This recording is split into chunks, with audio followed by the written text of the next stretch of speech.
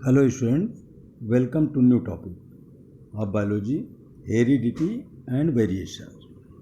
Students, इस topic में हम लोग हेरिडिटी और वेरिएशन के विषय में स्टडी करेंगे। स्टूडेंट्स, इस टॉपिक के माध्यम से हम लोग ये जानने का प्रयास करेंगे कि हेरिडिटी क्या है, वेरिएशंस क्या हैं, सोमैटिक वेरिएशंस क्या हैं, जेनेटिक वेरिएशंस क्या हैं। Genetic means gametic variations, causes of variations कौन कौन से हो सकते हैं, वेरिएशंस का इम्पॉर्टेंस क्या होता है। उसके बाद कुछ इम्पॉर्टेंट टर्म्स भी यूज कर सकते हैं, मेंडल के विषय में यूज कर सकते हैं। मेंडल ने कौन से प्लांट पर अपने एक्सपेरिमेंट किए थे, उनकी सफलता के सक्सेस के क्या रीज़न थे। तो ये टॉपिक हम लोग इस वीडियो के माध्यम से स्टडी करेंगे। तो let us we are going to one by one. First of all we are student, पहले तो हमें जानेंगे कि हेरिडिटी क्या है। तो heredity is defined as transmission of characteristics from parents to their offspring, यानी माता पिता से उनकी संतानों में जो कैरेक्टरिस्टिक्स ट्रांसफ़र होते हैं उसी को हेरिडिटी बोला जाता है। It is carried out by genes which defines as characters of organism. जो जीन्स होते हैं वो ट्रांसफ़र करने का काम करते हैं।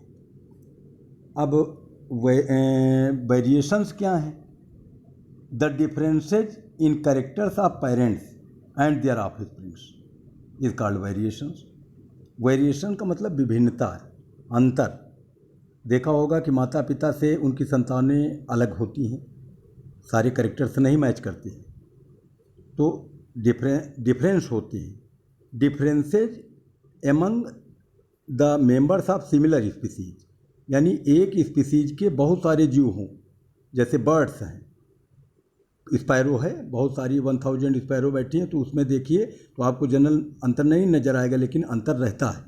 इसी तरह से ह्यूमंस में बहुत सारे 1000 ह्यूमंस को इकट्ठा कर लीजिए, मैंस को इकट्ठा कर लीजिए, वुमेंस को इकट्ठा कर लीजिए, तो उनमें बहुत सारे डिफरेंसेस देखने को मिलते हैं। कलर, लेंथ, सोच समझ में, ब्रेन में अंतर, सब ये मतलब बहुत सारे अंतर होते हैं। तो ये अंतर कहलाते हैं डिफरेंसेस। अब student, how many types of different variations?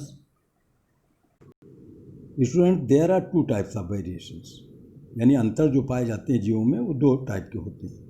एक सोमैटिक है, दूसरा गैमेटिक या जेनेटिक वेरिएशंस। सोमैटिक वेरिएशंस क्या है? दरअसल आपकी बॉडी में 2 टाइप की सेल्स पाई जाती हैं, सोमैटिक सेल्स हैं और जर्मिनल सेल्स हैं, जर्म सेल्स।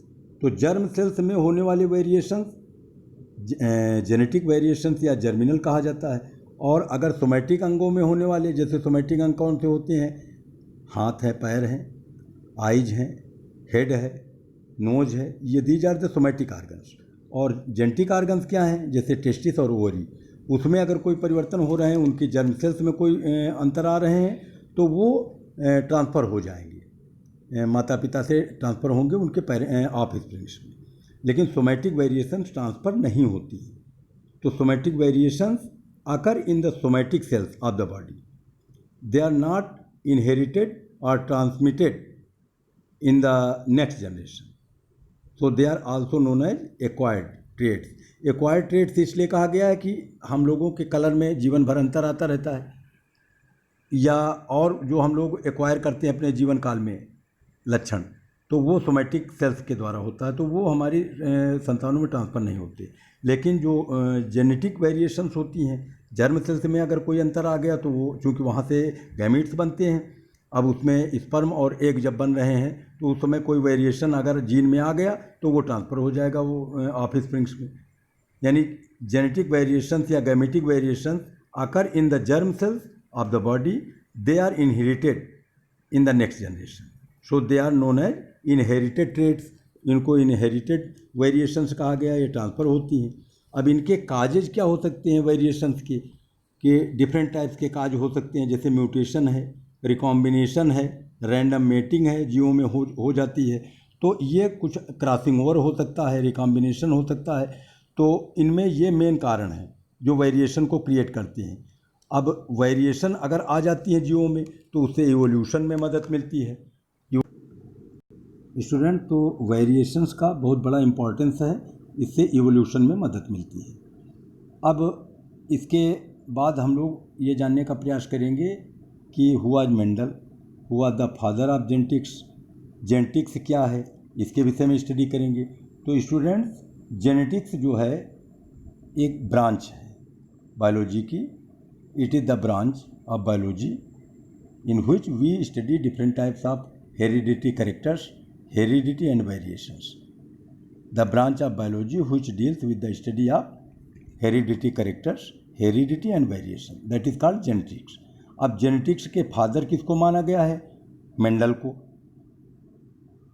तो मेंडल, ये फिगर देख रहे हैं आप, ग्रेगर जॉन मेंडल, ये इन्होंने अपना जितने भी एक्सपेरिमेंट किए थे वो मटर के पौधे पर या पी के प्लांट पर किए थे। इनको कहा जाता है, पूरा नाम इनका है ग्रेगर जॉन मेंडल। तो इन्होंने जितने भी एक्सपेरिमेंट किए थे अपने, तो उन्होंने पी प्लांट पर किए थे।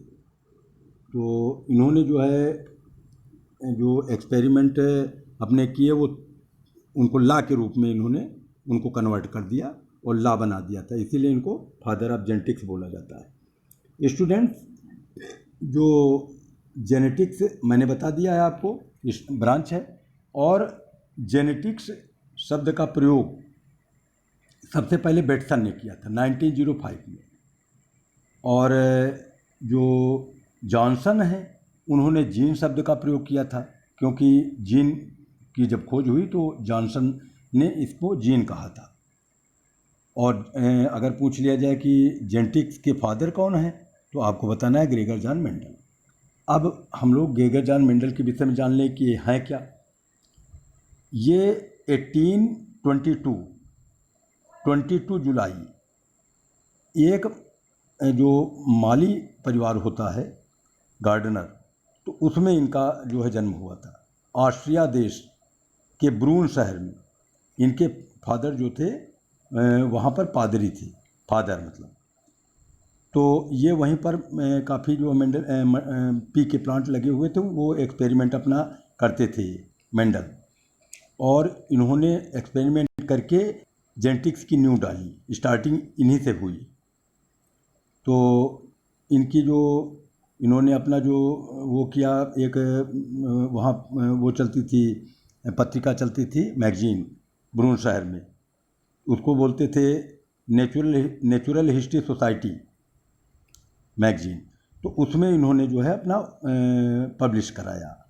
लेकिन अब पब्लिश तो करा दिया अपने जो लाज थे, लेकिन दुर्भाग्य से उस समय जो इनके नियमों को कोई ध्यान नहीं दे रहा था, और डार्विन का विकासवाद चल रहा था, इवोल्यूशन थ्योरी, तो उनकी तरफ वैज्ञानिक काफ़ी जो है आकर्षित थे। तो मेंडल के कार्यों की तरफ किसी का ध्यान ही नहीं किया।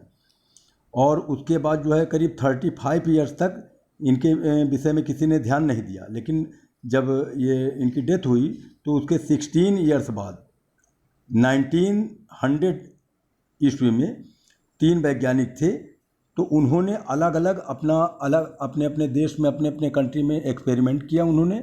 तो उनमें 3 वैज्ञानिक मेन थे, हॉलैंड के ह्यूगो डिब्रीज, ऑस्ट्रिया के शर्मैक और जर्मनी के कार्ल कोरेंस।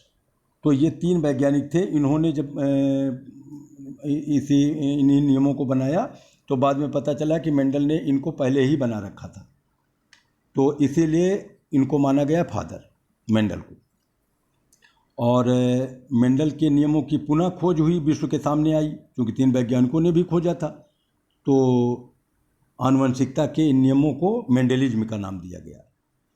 अब मेंडल ने पी प्लांट जो चयन किया, सेलेक्ट किया, तो पी प्लांट सेलेक्ट करने का क्या रीज़न था और इनकी सफलता का क्या रीज़न था, ये सफल क्यों हो गए? बहुत सारे साइंटिस्ट ने किया होगा, लेकिन इनकी सफलता का क्या रीज़न था? तो जो रीजन्स फॉर मेंडल सक्सेस, अब इनमें पहला था कि मेंडल ने एक समय में केवल एक ही लक्षण के उसका अध्ययन किया, वंशागति का, इनहेरिटेंस का, यानी एक ही कैरेक्टर, बहुत सारे कैरेक्टर पाए जाते हैं प्लांट में, पी प्लांट में, लेकिन इन्होंने केवल एक कैरेक्टर का एक समय में स्टडी किया, ये पहला मेन था। दूसरा क्या था? अपने प्रयोगों को इन्होंने F2 और F3 यानी दूसरी और तीसरी पीढ़ी तक ले गए, यानी स्टडी किया। पहली पीढ़ी, दूसरी पीढ़ी, तीसरी पीढ़ी। पहली पीढ़ी को F1, फिर दूसरी को F2 और तीसरी को F3 जनरेशन कहा जाता है। तो यानी कई पीढ़ियों तक इन्होंने अपने स्टडी किया। और उन्होंने क्या किया, अपने प्रयोगों में जितने रिकॉर्ड इकट्ठा हुए थे, आंकड़े थे इनके, उन्होंने रिकॉर्ड उसका कर लिया लिखित में और उसकी एनालिसिस किया। उन्होंने केवल ऐसे पौधों को चुना जो जेनेटिक रूप से प्योर थे, प्योर ब्रीड के थे, और उनमें सेल्फ पॉलिनेशन भी आसानी से हो सके। तो पी प्लांट में ऐसे गुण पाए जाते हैं। उन्होंने प्योर लक्षण वाले पौधों को जो है गार्डन में अलग अलग क्यारियों में बोया और ऐसे ढंग से उनको रखा कि दूसरे कैरेक्टर वाले प्लांट जो है उनसे पॉलन ग्रेन्स इसमें ना आ पाएँ, यानी उनको रोकने का भी प्रयास किया। और स्वपरागण न हो, सेल्फ पॉलिनेशन न हो, इसके लिए जो है उनमें कुछ उसके जो स्टेमेंस थे उनको कट कर दिया। तो कई इन्होंने जो है चीज़ें किया था जिसकी वजह से ये सफल हो गए। यानी बहुत ही बारीकी से इन्होंने स्टडी किया था कई जनरेशन तक। और इन्होंने सबसे बड़ी बात यह है कि पी प्लांट का सिलेक्शन किया। तो पी प्लांट को सिलेक्ट करने से के पीछे क्या रीज़न था? पी प्लांट को पाइसम सटाइवम स्टूडेंट्स बोला जाता है। अब निम्न कारणों के आधार पर इन्होंने किया कि मटर का जो प्लांट होता है, पी प्लांट होता है, ये एनुअल होता है। इसकी आयु जो होती है 3 से 4 मंथ की होती है और इसकी कई पीढ़ियों, तो भाई 3-4 महीने में इसकी फसल कट जाती है, तो कई पीढ़ियों तक इसकी स्टडी की जा सकती है। अब मान लीजिए कोई 10 साल में फल देता है या फ्लावर देता है, तो उसका स्टडी कितने पीढ़ियों तक कर सकते हैं।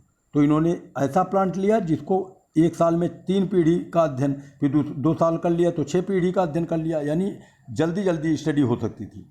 और क्या था, इसमें नर एवं मादा जो मेल फीमेल जननांग थे, यानी सेक्स ऑर्गन्स, एक ही फ्लावर में पाए जाते थे, यानी बाइसेक्सुअल फ्लावर थे। और फ्लावर की रचना ऐसे ढंग की होती है कि जो नेचुरल रूप से इनमें क्रॉसिंग नहीं हो सकती, यानी दूसरे के पॉलन ग्रेन्स इसमें नहीं आ सकते। फ्लावर ऐसे ढंग का बना होता है, तो इनमें केवल सेल्फ पॉलिनेशन ही हो सकता है। और होमोजाइगस होते हैं। होमोजाइगस मतलब सेल्फ पॉलिनेशन के कारण मटर के पौधे होमोजाइगस कंडीशन में पाए जाते हैं, यानी प्योर पौधे होते हैं, तो शुद्ध नस्ल इनमें बनी रहती है। लेकिन ये है कि अगर इनमें क्रॉस पॉलिनेशन कराया जाए तो क्रॉस पॉलिनेशन भी कराया जा सकता है अलग से, आर्टिफिशियली। और मटर के पौधों में बहुत से ऐसे लक्षण थे जो एक दूसरे के विपरीत थे। अब विपरीत का मतलब कंट्रास्टिंग कैरेक्टर थे। तो कंट्रास्टिंग कैरेक्टर वाले में क्या था, अब ये आपके सामने जो स्क्रीन पर दिखाई दे रहे हैं, ये these are the contrasting character. जो मेंडल ने पी प्लांट चयन किया था, सिलेक्ट किया था, उसमें कंट्रास्टिंग कैरेक्टर कौन कौन से थे स्टूडेंट्स? इसमें जो कंट्रास्टिंग कैरेक्टर्स दिए थे उसमें 7 कंट्रास्टिंग कैरेक्टर दिए हैं, आपके सामने स्क्रीन पर है। जिसमें से स्टेम की हाइट का दिया गया था पहला, तो जिसमें कुछ पौधे लंबे होते हैं, कुछ पौधे ड्वार्फ होते हैं, बौने होते हैं। दूसरा इन्होंने लिया फ्लावर पोजीशन, एक एक्सियल है, एक्सिस से निकलते हैं फ्लावर, दूसरा टर्मिनल है, यानी सबसे एपेक्स पर पाए जाते हैं। तीसरा है पार्ट का शेप, पार्ट का शेप। तो इन्होंने क्या लिया, पार्ट का शेप जो लिया था ये है। पार्ट के शेप में क्या लिया, इन्फ्लेटेड, यानी फूला हुआ पूरा पार्ट, यानी फूली हुई फली। और दूसरा था कॉन्स्ट्रिक्टेड, यानी संकीर्णित, यानी संकुचित, यानी जगह जगह से सिकुड़ी हुई। फिर चौथा लिया था पार्ट कलर। तो पार्ट कलर में क्या लिया, ग्रीन कलर की कुछ पार्ट होती हैं और कुछ येलो कलर की होती हैं, तो इस तरह से कंट्रास्टिंग था। फिर फ्लावर कलर लिया इन्होंने, फ्लावर का कलर लिया, तो फ्लावर के कलर में क्या था, पर्पल और वाइट। उसके बाद क्या लिया, सीड का शेप, सीड का शेप इन्होंने लिया राउंड और रिंकल्ड। और लास्ट में इन्होंने सीड कलर लिया और उसमें क्या था, येलो और ग्रीन। तो ये 7 कंट्रास्टिंग कैरेक्टर्स थे। अब इन 7 कंट्रास्टिंग कैरेक्टर में 2 टाइप के मतलब कैरेक्टर थे। इसमें एक कैरेक्टर जो पेयर दिया गया है इसमें, तो इस पेयर में एक डोमिनेंट कैरेक्टर है और एक रिसेसिव कैरेक्टर है, यानी डोमिनेंट कैरेक्टर और दूसरा रिसेसिव कैरेक्टर है। अब स्टूडेंट जो ये टेबल आपके सामने बनी है, तो टेबल में देखिए, तो स्टेम की हाइट के 2 कैरेक्टर दिए गए, एक टाल एक ड्वार्फ। तो टाल डोमिनेंट है और ड्वार्फ जो है ये रिसेसिव कैरेक्टर, यानी अप्रभावी। और टाल जो है ये डोमिनेंट है, डोमिनेंट मतलब प्रभावी कैरेक्टर। दूसरे में फ्लावर कलर दिया है वायलेट और वाइट, तो वायलेट हो गया डोमिनेंट और वाइट हो गया रिसेसिव। तीसरा है फ्लावर पोजीशन, तो इसमें एक्सियल जो है डोमिनेंट है और टर्मिनल जो है ये एपेक्स पर पाए जाते हैं फ्लावर टर्मिनल, तो ये रिसेसिव है। नेक्स्ट है पार्ट शेप, पार्ट शेप में इन्फ्लेटेड और कॉन्स्ट्रिक्टेड, तो इन्फ्लेटेड जो है डोमिनेंट हो गया और कॉन्स्ट्रिक्टेड हो गया रिसेसिव। फिर नेक्स्ट है पार्ट कलर, पार्ट कलर में क्या है ग्रीन और येलो, तो ग्रीन हो गया डोमिनेंट और येलो हो गया रिसेसिव। फिर नेक्स्ट है सीड का शेप, सीड के शेप में राउंड और रिंकल्ड, तो राउंड हो गया डोमिनेंट एंड रिंकल्ड हो गया रिसेसिव। और लास्ट में सीड कलर है, तो सीड कलर में येलो और ग्रीन दिया है, तो येलो जो है डोमिनेंट कलर है और ग्रीन जो है ये रिसेसिव कलर है। Student, I hope that you can better understand different topics related to heredity and variations like Mendel, about Mendel, pea plant, इनके मेंडल के सफलता के सक्सेस के रीजन, डोमिनेंट रिसेसिव टॉपिक्स क्या हैं, डोमिनेंट और रिसेसिव करेक्टर्स क्या है, जेनेटिक्स क्या है और हेरिडिटी क्या है, यानी डिफरेंट टॉपिक्स आप जो है इस वीडियो के माध्यम से आपके क्लियर हो जाएंगे। तो मिलते हैं नेक्स्ट वीडियो में स्टूडेंट्स, ये थैंक्स।